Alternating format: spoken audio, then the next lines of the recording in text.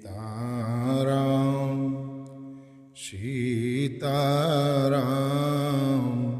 सीताराम सीताराम सीताराम सीताराम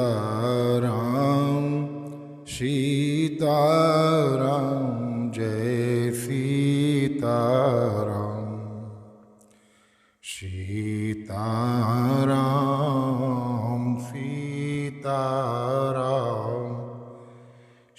सीताराम जय सीताराम सीताराम सीताराम सीताराम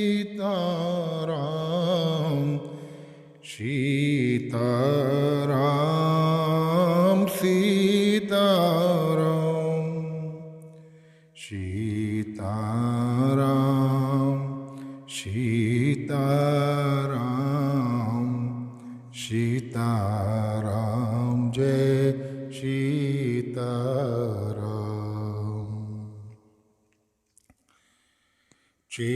चित्रकूट रघुनंदनु छाये चित्रकूट रघुनंदनु छाये समाचार सुन सुन मुनि आए आवत देख मुदित मुनि वृंदा कीन दंडवत रघुकुल चंदा कीन दंडवत रघुकुल चंदा। श्री रघुनाथ जी चित्रकूट में आ बसे हैं। ये समाचार सुन सुनकर बहुत से मुनि आए। रघुकुल के चंद्रमा श्री रामचंद्र जी ने मुदित हुई मुनि मंडली को आते देखकर दंडवत प्रणाम किया। मुनि रघुवर ही लाई और लेहि सुफल हो हित आशीष देहि सिय सौमित्र राम छवि देखहि साधन सकल सफल कर लेखहि सिय सौमित्र राम छवि देखहि साधन सकल सफल कर लेखहि। मुनिगण श्री राम जी को हृदय से लगा लेते हैं और सफल होने के लिए आशीर्वाद देते हैं। वे सीता जी, लक्ष्मण जी और श्री रामचंद्र जी की छवि देखते हैं और अपने सारे साधनों को सफल हुआ समझते हैं।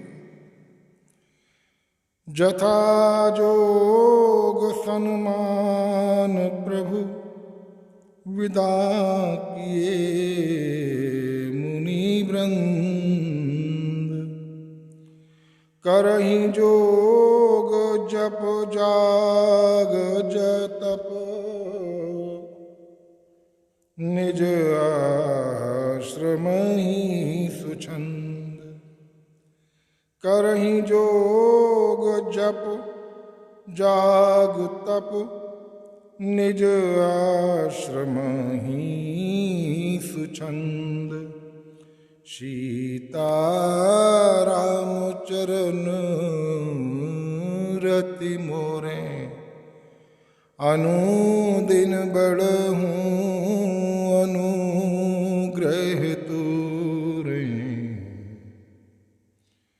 ये सुधि कोल किरात न पाई यह सुधि कोल किरात न पाई हर्षे जनु नवनिधि घर आई, कंदमूल फल भरी भरी दोना, चले रंक जनु लूटन सोना, चले रंक जनु लूटन सोना। प्रभु श्री रामचंद्र जी ने यथा योग्य सम्मान करके मुनि मंडली को विदा किया। श्री रामचंद्र जी के आ जाने से वे सब अपने अपने आश्रमों में अब स्वतंत्रता के साथ योग, जप, यज्ञ और तप करने लगे। ये अर्थात श्री राम जी के आगमन का समाचार जब कोल भीलों ने पाया तो वे ऐसे हर्षित हुए मानो नवनिधियों और नवनिधियां उनके घर पर ही आ गई। वे दोनों में कंद मूल फल भर भर कर चले, मानो दरिद्र सोना लूटने चले हों।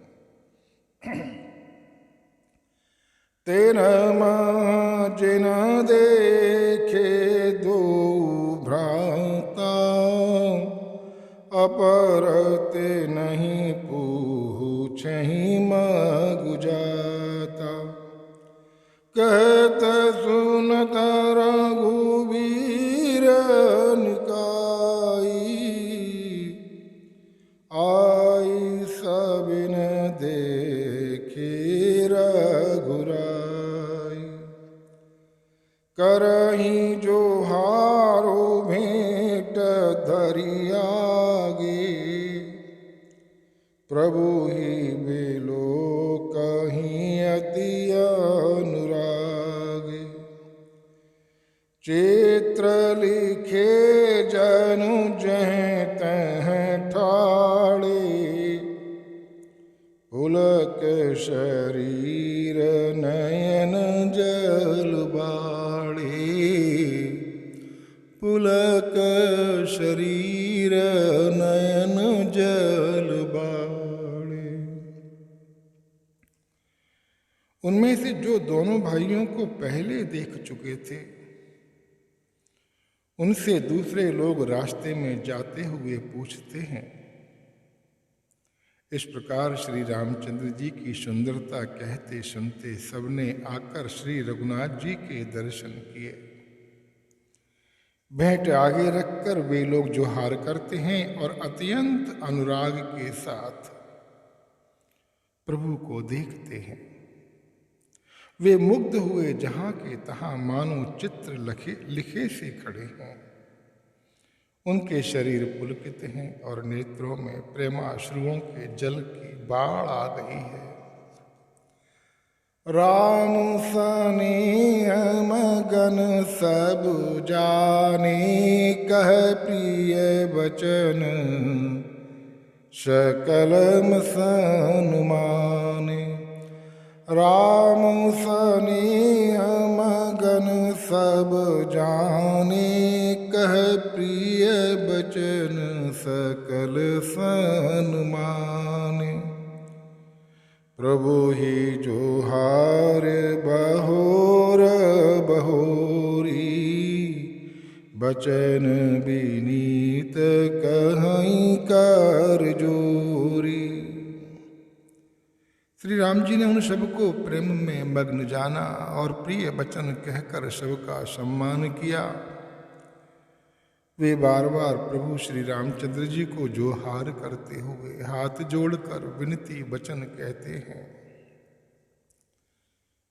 अब हम नाथ सनाथ सब भय देख प्रभु पाए, भाग हमारे आगमन राउर कौशल राय, राउर कौशल राय। सीतारामू चरण रति मोरे अनुदीन बड़हूँ अनुग्रह तोर। धन्य भूमि बन पंथ पहारा जेह जेह नाथ पाओ तुम धारा। धन्य बिहग मृग कानन चारी सफल जन्म भय तुम्हीं निहारी। हम सब धन्य सहित परिवारा दीख दरस भर नयन तुम्हारा। कीन बासु भल ठाऊं बिचारी यहाँ सकल ऋतु रहब सुखारी। हे नाथ, प्रभु आपके चरणों का दर्शन पाकर हम सब सनाथ हो गए। हे कौशल राज, हमारे ही भाग्य से आपका यहाँ शुभागमन हुआ है। हे नाथ, जहाँ जहाँ आपने अपने चरण रखे हैं वे पृथ्वी वन मार्ग और पहाड़ धन्य हैं। वे वन में विचरने वाले पक्षी और पशु धन्य हैं जो आपको देखकर सफल जन्म हो गए। हम सब धन्य सहित परिवारा दीख दरस भर नयन तुम्हारा। कीने बासु भल ठाऊं बिचारी यहाँ सकल ऋतु रहब सुखारी। हम सब भी अपने परिवार सहित धन्य हैं जिन्होंने नेत्र भरकर आपका दर्शन किया। आपने बड़ी अच्छी जगह विचार कर निवास किया है। यहाँ सभी ऋतुओं में आप सुखी रहिएगा। हम सब भांत करब सेवकाई करी के हरियहि बाग बराई।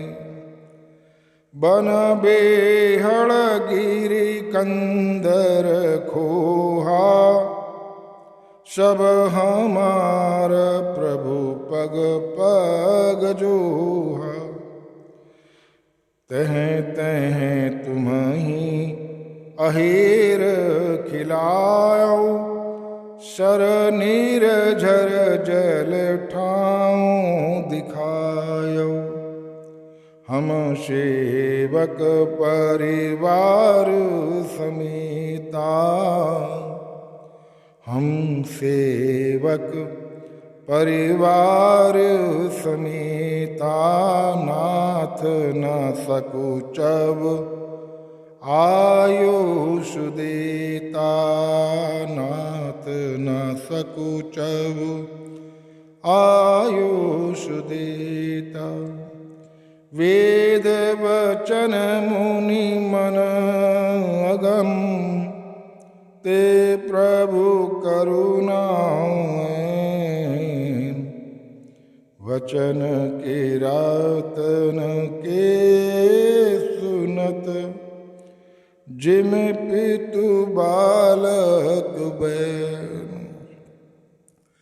जिम पितु बालक बैन सीताराम चरण रति मोरे अनुदिन बड़हूँ अनुग्रह तोरे। हम लोग सब प्रकार से हाथी सिंह सर्प और बाघों से बचाकर आपकी सेवा करेंगे। हे प्रभु, यहाँ के बीहड़ वन पहाड़ गुफाएं और खोह दर्रे सब पग पग हमारे देखे हुए हैं। हम वहाँ वहाँ उन स्थानों में आपको शिकार खिलावेंगे और तालाब, झरने आदि जलाशयों को दिखावेंगे। हम कुटुंब समेत आपके सेवक हैं हे नाथ, इसलिए हमें आज्ञा देने में संकोच ना कीजिएगा। जो वेदों के वचन और मुनियों के मन को भी अगम हैं, वे करुणा के धाम प्रभु श्री रामचंद्र जी भीलों के वचन इस तरह सुन रहे हैं जैसे पिता बालकों के वचन सुनता है।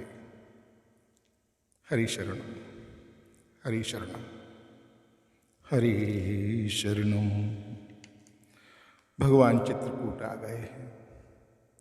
आ गए हैं कि छा गए हैं? जब परमात्मा छा जाते हैं किसी स्थान विशेष पर, किसी व्यक्ति विशेष के हृदय में या तीर्थ में, कहीं पर भी जहां परमात्मा छा जाते हैं तो ये समाचार फिर छुपा हुआ नहीं रहता।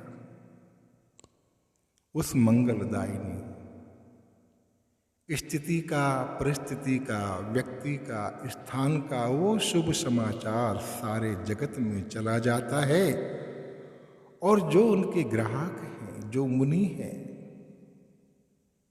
वे सब के सब झुंड के झुंड वहां पहुंचने लगते हैं। तो चित्रकूट रघुनंदन छाए, समाचार सुन मुनि, सुन सुन मुनि आए। ये बात समझ में आ गई कि सारे मुनि वहां पर आ गए। और मुनि शब्द की यदि ठीक से हमें समझने की चेष्टा करनी है तो भगवद गीता के 5वें अध्याय में शायद 6ठा या 7वां श्लोक हम देखेंगे, जिसमें भगवान ये कहते हैं अर्जुन से कि जो योग युक्त हुआ है, योग युक्त विशुद्धात्मा, विजितात्मा, इंद्रियजित, ऐसा करके श्लोक है कि जिसकी ये स्थिति हो गई है, जो योग से, कर्म योग से युक्त है, भक्ति से युक्त है, जिसका अंतःकरण, विशुद्धात्मा यानी अंतःकरण, जिसका हृदय, जिसका अंतःकरण शुद्ध हो गया, निर्मल हो गया है। क्योंकि आगे भगवान विजितात्मा कहेंगे, उसके आगे भगवान इंद्रियजित कहेंगे, किंतु ये जो अंतःकरण की बात आ रही है, इसको जीतना नहीं है, इसको तो झाड़ू बुहारी लगा करके स्वच्छ और साफ करना है। और जो विजितात्मा मतलब देह है, जिसने देह को जीत लिया है। देह को जीतने का मतलब क्या?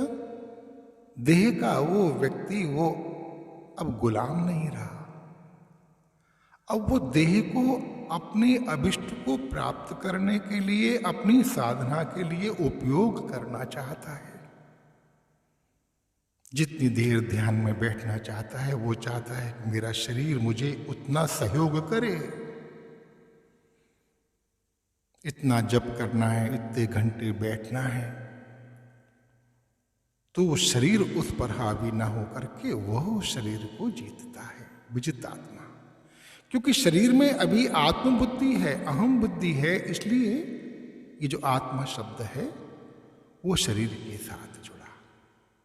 विशुद्धात्मा, अंतःकरण के लिए भी हमारी अभी आत्मबुद्धि है, अहंकार बुद्धि है, अहम बुद्धि है, तो वहां पर भी क्या जुड़ा? विशुद्ध आत्मा, विजित आत्मा, और फिर जितेंद्रिय, और जिसकी इंद्रियां सारे विषयों को जान करके भी, समीप में उपस्थित हुआ जान करके भी, मालिक की आज्ञा के बगैर कोई किसी विषय को नहीं छूती।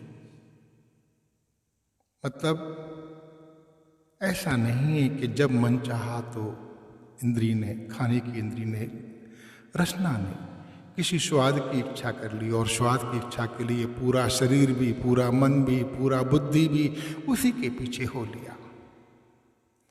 तो सारी इंद्रियां, कर्म इंद्रियां, ज्ञान इंद्रियां, ये सब उसने जीत ली हैं, तब वो मुनि होता है। जब वो मुनि हो जाता है इतनी स्थितियां पार करने के बाद, तभी तो वो मनन कर सकता है।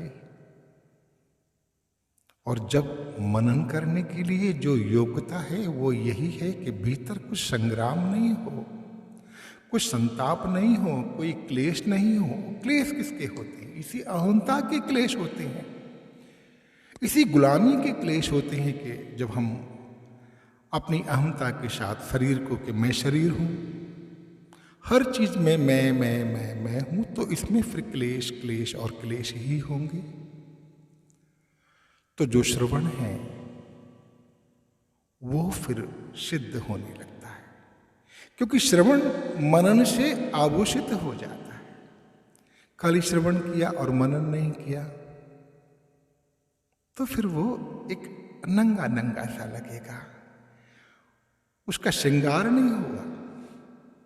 तो जब जैसे ही व्यक्ति मुनि शब्द की जो स्थिति है उसको प्राप्त करता है, तो वो श्रवण मनन और निधिध्यासन में पूर्ण हो जाता है। और भगवान कहते हैं जैसे ही वो मुनि तत्व को प्राप्त करता है, नचिरेण एक शब्द आया है उसी श्लोक में या उसके ऊपर के श्लोक में 5वें अध्याय में, नचिरेण गच्छति, मतलब शीघ्र ही वो ब्रह्म को प्राप्त करता है। तो ये हमने स्वयं ही देख लिया कि जो उस चित्रकूट के स्थान में जिनने अपने चित्त में, अंतःकरण में कूटस्थ होकर के भगवान का आवाहन किया है, परमात्मा स्वयं चल करके उस चित्रकूट में आ गए। तो सब के सब, वृंद के वृंद भगवान के पास आए और अपने आप को, जो व्यक्ति स्वरूप में, जो भगवान के स्वरूप का दर्शन पाता है ना, अंतुत गत्वा वो अपने ही स्वरूप का दर्शन पाता है। जो बाहर है वही भीतर है, जो उसमें है वही मुझ में है, जो मुझ में है वही उसमें है। ये जो स्थिति है, स्वरूपावस्थान जिसे कहते हैं, जिसको सन्यास कहते हैं। ये सन्यास कोई गुरु से मिलता नहीं है, कहीं बंटता नहीं है, ये तो घटित होता है। इसी को भगवत गीता में जो ब्रह्म शब्द यूज किया है, उपयोग में लाया है भगवान ने, वो इसी सन्यास के लिए है। तो वे सब के सब भगवान को प्राप्त करते हैं और फिर भगवान के साथ में जब भगवान अंतर्यामी होकर के, कूटस्थ होकर के विराज जाते हैं, बैठ जाते हैं, तो फिर ये जो जीव है ना, ये जो महान भाव है, ये जो अवधूत है ना, ये जो मुनि है ना, जो सन्निष्ठ है, ये सब के सब अब उनसे संवाद आरंभ करते हैं, बातचीत आरंभ करते हैं। थोड़ी गूढ़ होती है, लगती वो हमें बहुत सरल है। क्यों आरंभ करते हैं? कि भगवान को मुखर करना चाहते हैं कि अब वो अपने जीवन को, अपनी चेष्टाओं को, अपनी इंद्रियों को, जो परवशता के कारण, कर्म बंधन के कारण, प्रारब्ध वशात जैसी हमारी वृत्तियां थी, वैसे जो बही जा रही थी, ना प्रभु ना, अब हम उस बहाव में बहने के लिए तैयार नहीं है। प्रभु अब हम आपकी प्रसन्नता चाहते हैं, हम आपके दास हैं, किंकरो हम, दासो हम। तो वे किंकरो मतलब कोल किरात की जो स्थितियां हैं उसको हम समझें। क्यों बाबा तुलसीदास ने ऐसी छोटी सी जाति का वर्णन किया जिसकी बहुत महिमा नहीं है, जो महिमा मंडित नहीं है? ये एक्चुअली उन्होंने अपनी स्थिति स्वीकार कर ली है। उन मुनियों ने जब दास ही मान लिया, तो दास तो नीचे से नीचे के स्थान पर बैठना ही चाहेगा, स्वामी के सामने। और वे सब के सब जो उनका कुटुंब है, इन अवधूतों का जो कुटुंब है, इन मुनियों का जो कुटुंब है, जो वृंद है, वो अपेक्षा करता है कि प्रभु अब हमें आप आदेश दिया करें, आपको क्या वांछित है, आप क्या चाहते हैं, आपकी प्रसन्नता कैसे होगी, हम बस सब वही करेंगे और इसमें आप संकोच ना करना प्रभु। ये भगवान से जो अतिशय निवेदन है कि संकोच ना करना। क्यों कि भगवान लगता है कि अति संकोची है। जो कृपालु होता है, जो दयालु होता है, जो भगवंत होता है, जो महान होता है, जो विराट होता है, जो विभु होता है, जो प्रभु होता है, वही संकोची होता है। जिसके पास कुछ नहीं है उसको क्या संकोच। जिसको अपनी किसी स्थिति का पता नहीं है वो दूसरे की स्थिति का भी पता नहीं कर सकता और निसंकोच होकर के, उच्छृंखल होकर के बात करता है। लेकिन प्रभु तो ऐसा नहीं कर सकते। वे मालिक साहब हैं, वे प्रभु हैं। तो ये सबके सब भगवान से निवेदन करते हैं कि प्रभु बहुत अच्छी ऋतु है यहाँ पर, 12 महीने बहुत अच्छा रहता है। अरे अच्छा क्या रहता है प्रभु, अब आप यहाँ पर विराजित हो गए। तो वो अपनी स्थिति बता रहे हैं, हे भगवान अभी आप यहीं बैठना, हमारे हृदय क्षेत्र में ही बैठना, इस अंतर्यामी के सम्राट हो करके बैठना। अब इसमें जो हमारी अहमता थी ना कि मेरा अंतःकरण, मेरा शरीर, मेरी इंद्रियां, मैं ये करूंगा, मेरा जो कर्ता भाव है, मेरा जो भोक्ता भाव है, वो अब नहीं है। वो पूर्णतः शिथिल होकर के दूर चला गया। अब ये सब के सब तत्वविद हैं, तत्वविद जिन्हें आत्मबोध हो गया, भगवत दर्शन हो गया है। अब ये जो तत्वविद है ना, ये पूरी क्रियाएं करेंगे, उठेंगे, बैठेंगे, नहाएंगे, धोएंगे, खाएंगे, पिएंगे, जप करेंगे, आराधन करेंगे, आसन करेंगे, प्राणायाम करेंगे। किंतु अब इनमें कुछ कर्ता भाव नहीं होगा। वो सब कुछ जैसा जैसा प्रभु चाहेंगे, अंतर्यामी चाहेंगे, बस उसी तरह से वो करते चले जाएंगे। वहां पर अब कोई संग्रह नहीं होगा, कोई सत्कर्म नहीं होगा, कोई निषिद्ध कर्म नहीं होगा, कोई पुण्य कर्म नहीं होगा, कोई पाप कर्म नहीं होगा। क्योंकि जो करने वाला है ना, अब तो वो दास है। दास की क्या कर्म की गति को लिखा जाए ना, वो तो स्वामी के वश में है। एक बार बस ये प्रूव हो जाए कि आप दास हैं और फला फला के दास हैं और उनके कहने पर ये किया गया है। जैसे आप देखो ना, जैसे पुलिस का एक व्यक्ति है और किसी को गोली मार देता है, ऐसी स्थिति बनती है, ऐसी परिस्थिति बनती है, तो उसको यदि कोर्ट एक बार समझ जाए कि इसने जो भी कुछ कृत्य किया है उसमें उसकी जो मुख्य भूमिका है वो दास है देश का, तो उसको वहां से अधिकार भी मिला है कि यदि ऐसी ऐसी ऐसी परिस्थिति आए तो वो किसी के प्राण लेने में भी नहीं चूकते। जिसको हम लोग एनकाउंटर बोलते हैं ना, वो उससे बाहर आ जाते हैं, उन पर कोई अपराध फिर दर्ज नहीं होता। ऐसे ये सब के सब तत्वविद महापुरुष अपने कूटस्थ स्वामी के साथ उस सघन प्रदेश में भगवान का स्वागत करते हैं, उनसे अनुनय विनय करते हैं, संवाद करते हैं, अपनी तरफ से भगवान का संकोच तोड़ना चाहते हैं। फिर तो भगवान जो करेंगे वो मंगल ही मंगल होगा, मंगल ही मंगल होगा। हरि शरणम हरि शरणम हरि शरणम।